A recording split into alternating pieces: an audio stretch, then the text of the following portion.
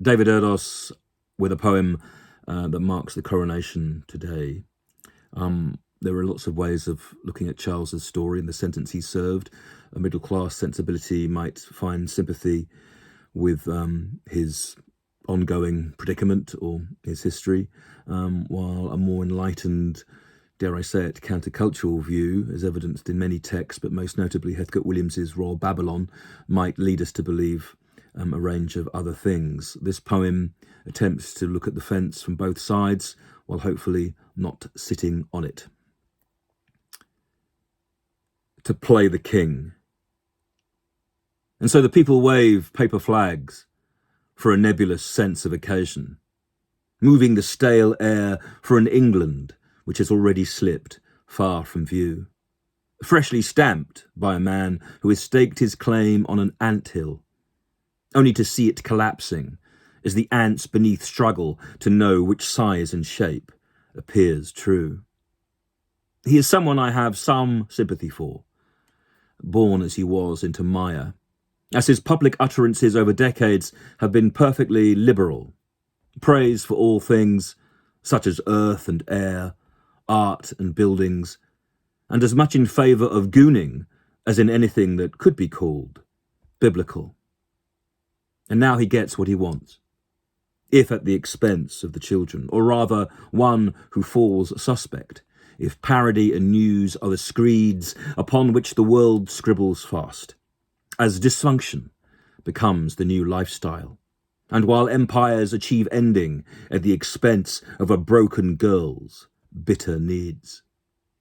Charles has been a puppet of sorts for so long, but now at last he's Ray Allen, free to move his lips for the first time beyond his mum's watchful eye, whilst aware all the time of the way the brand has been bottled, moving from claret to the arsenic spilling from his brother Andrew's stained fly.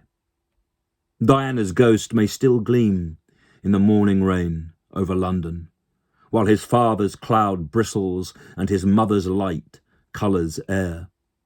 Will he feel the release after over 60 years' expectation, or will the emotion upon him urge his sense and soul to beware of how history holds, and then quickly folds you? For those with a title are part of an envelope that's soon sealed, one which is sent to the gods or to the lords of time, always absent. As man becomes fact and footnote, no surviving scar can be healed. And so we place our badge on the board and their command of our taxes. These, the richest people in England, who get to typify what?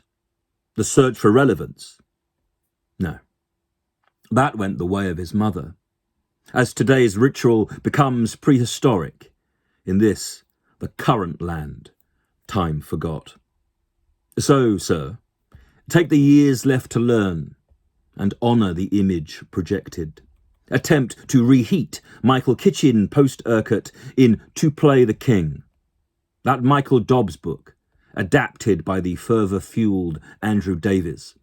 For in that show you are noble, enable, cast the crown into the ashtray bowl with key rings, and drive down a new path, where your love of acting assists you to find the fun in forgetting the so-called state's pinnacle, in order to slide past the slur of Republican thought ascribed to you, to find a new way, so that royally you can trump those who remain cynical. It can still be done. We can find equality and true purpose, alongside diligence, duty, and loyalty, of course, to a dream in which the public unite and are not dragged down by the pubic. Who needs your oath? Oaths are empty. You just have to dare the divide to discover what being a king truly means. David Erdos, the 6th of April, 2023.